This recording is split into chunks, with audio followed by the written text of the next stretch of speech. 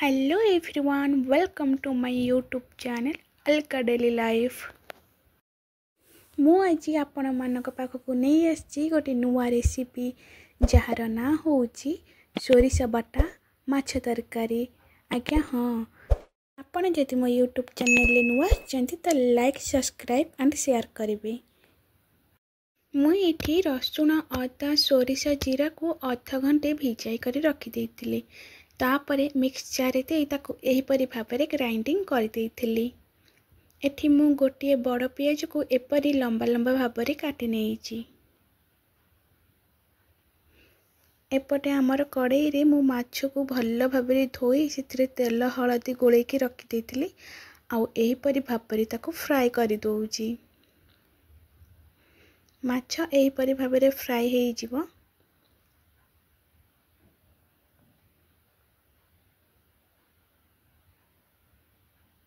माछ को आपण एहीपरी भाव में फ्राई करेंगे जेमती एपट सेपट न लगी जाए।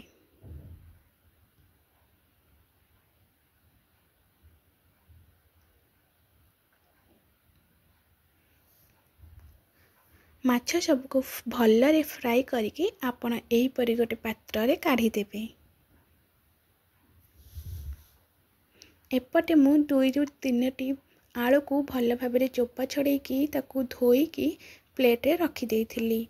एपटे मु कड़ाई रे किछि सोरिष तेल देकी आलू को भल भाव में फ्राई करदबा। लो रु मीडियम फ्लेम रे रखिकिनी आपण आलू को फ्राई करेंगे। हाई रे रखिकी फ्राई कले आलू पोड़ीजिवो, तेल भी पोड़ीजिवो।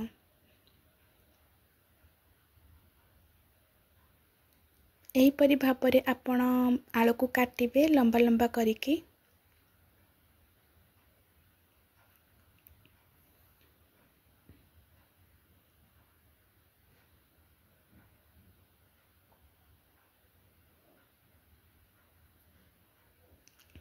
देखंतु आलू हमर केमती ब्राउन कलर हे सारलानी, रंग बदल सारलानी।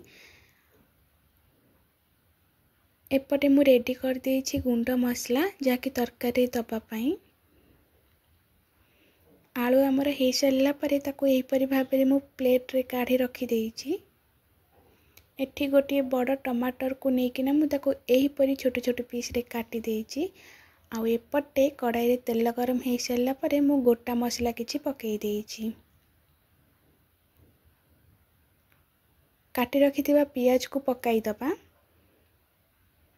आउ ताको भलरे तेल रे फ्राई कर दबा।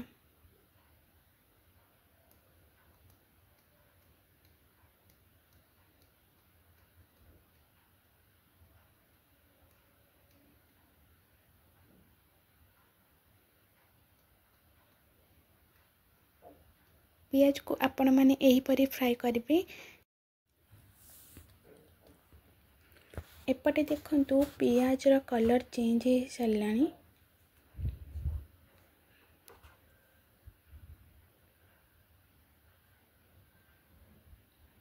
आमे तापरे रखिथिबा सोरिष बटा को एइथिरे देई दबा आ भलरे कसी दबा।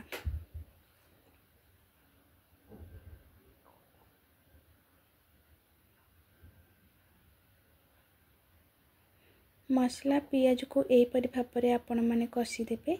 किछि समय एपट सेपट कर सारला परे टिके पानी देई देबे।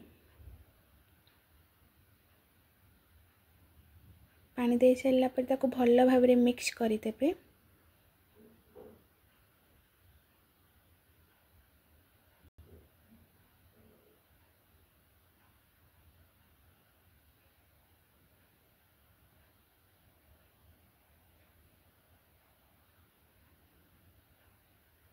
दुई रु 3 मिनट एहीपरि आपण माने मिक्स करेंगे। मसलाटा को टिके सिझा पई छाड़ी देबे। आपण माने देखिबे मसला रु जेपरि बास्ना आसीबो आपण माने जानिबे कि मसला धीरे धीरे सिझी सिझी आसिलानी। एपटे रखिथिबा लंका गुंड, हल्दी गुंड, चिकन मसला, गरम मसला ए सब को पकाई देबे।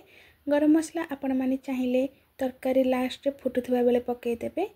आउ नहले चाहिए एही समय रे भी पकाई देबे।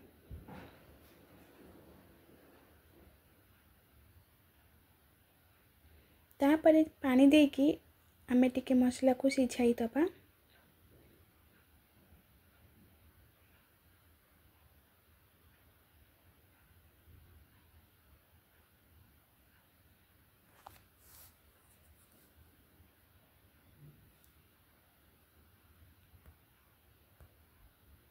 मसला को यही परी मिक्स कर सारा पर आमे काटी रखि टमाटर को से ऐड करदबा। टमाटर को ऐड कर सारा पर यही परी भाव में भल भाव 2 ରୁ 3 मिनिट गोलेबा।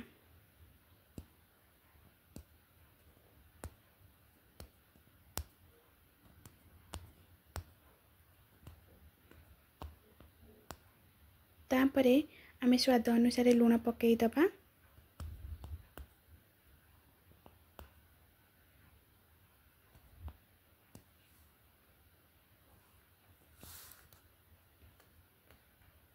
लूण पकई सारा पर आमे ताको भल भाव में मिक्स करदबा। टमाटर मसला लूण भल भाव में मिक्स करदबा।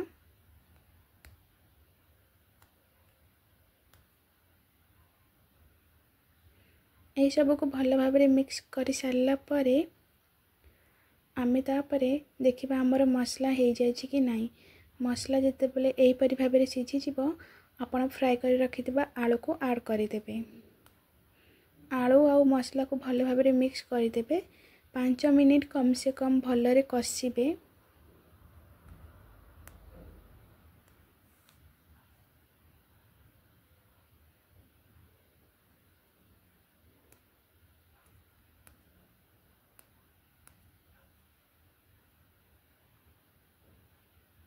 देखंतु कषि सारा पर आलू आउ मसला केमती मिक्स हो जाइसंती।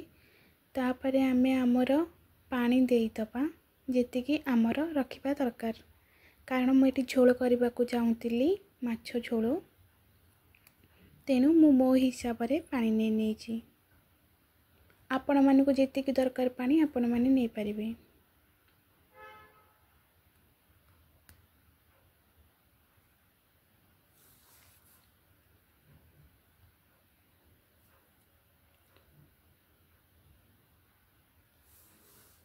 देखो केते सुंदर भाव में तरकारी फुटुची।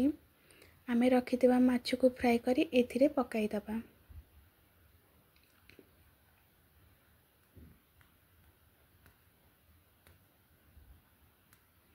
माछ को पकाई सारा पर 2 मिनिट पर आमे गोटे आंबुला पकाई दबा। आंबुला मस्ट पकेबे, तार टेस्ट अलग आसताए। तापरे आमे आउ किछि समय याको फुटेबा पई छाड़ी दबा। भल भाव में ताको फुटेबा पई आमे कवर करि नबा। कवर जेते बेले काटुछन देखंतु केते सुंदर भाव में तरकारी फुटी जाउची आ बढ़िया बास्ना भी आसुची।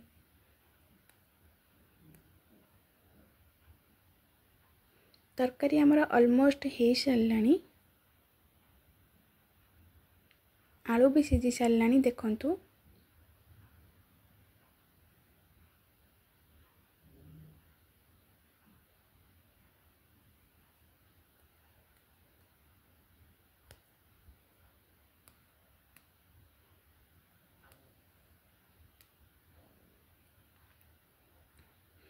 देखंतु मोर एठी तरकारी प्रस्तुत हो सारलानी।